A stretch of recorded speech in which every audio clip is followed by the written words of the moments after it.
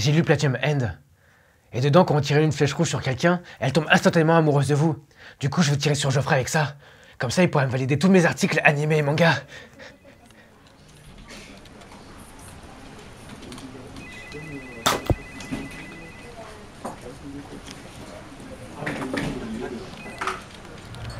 Bon bah, ça a pas marché. 時が来た。神の座を次の人間に。お前たちが選んだ13の人間の中から次の神を決めるがよい。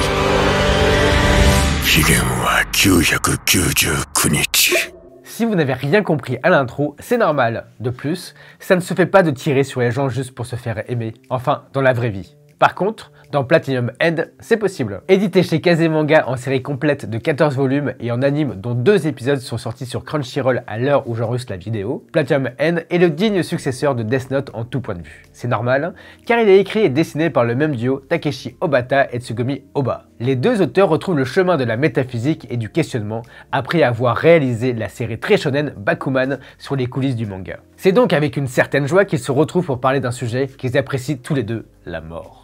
Platinum End raconte l'histoire de Mirai, jeune adolescent exploité et brimé par la famille de sa tante chez qui il vit après le décès brutal de sa famille. Après la cérémonie de fin de collège, il décide de mettre fin à sa vie, car en n'ayant pas d'amis et pas de famille, c'est vachement plus simple. Il se jette du haut d'un immeuble, mais se fait rattraper in extremis par son ange gardien, Nas, qui lui affuble d'ailes, d'une flèche rouge et d'une flèche blanche. Rien que ça. Le voici désigné pour devenir le successeur de Dieu, rien que ça, bis. Pourquoi? Parce que Dieu vieillit et qu'il faut le remplacer. Du coup, il s'est dit qu'il fallait trouver 13 autres pecnos au bord du suicide au Japon, car c'est au Japon où le taux de suicide est le plus élevé, et qu'il faut faire en sorte qu'ils retrouvent tous un sens à leur vie. Le sens, c'est tout trouvé. Devenir Dieu. C'est donc entre bataille d'ego, de recherche du bonheur ultime et de conciliabule que Mirai se fraye un chemin vers cette nouvelle vérité. Ah, et dernier petit détail que je n'ai pas expliqué à propos des flèches, c'est que la flèche rouge attribuée à chaque candidat permet de se faire aimer par la personne sur laquelle on a tiré, d'où mes tirs sur Geoffrey, et de faire en sorte qu'elle devienne presque votre esclave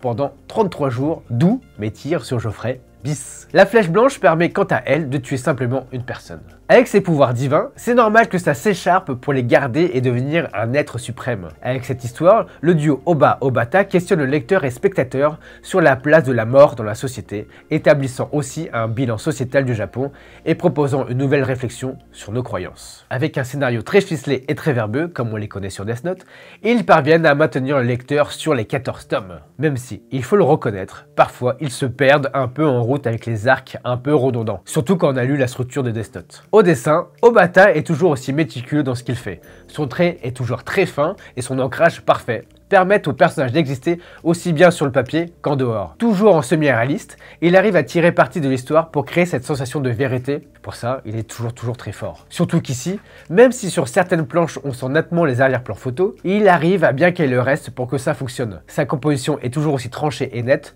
pour rendre les scènes de combat les plus crédibles possibles. Passer à l'anime est toujours un peu difficile quand le dessin excelle vraiment. Et c'est le studio Signal MD qui s'y colle. Ils sont connus pour animer Mars Red ou encore Atom the Beginning. C'est donc avec un duo de réalisateurs Hideo Takahashi et Kazushika Kise que l'anime prend vie. Et pour la difficile adaptation du manga au scénario de l'anime, c'est Shinichi Inotsume qui est à la barre. Je dis bien difficile car le manga a toujours beaucoup de paroles et de tractations, donc il faut arriver à rendre tout ça le plus vivant possible. Sur le premier épisode, le studio a tout misé sur l'action et délaisse un peu les explications.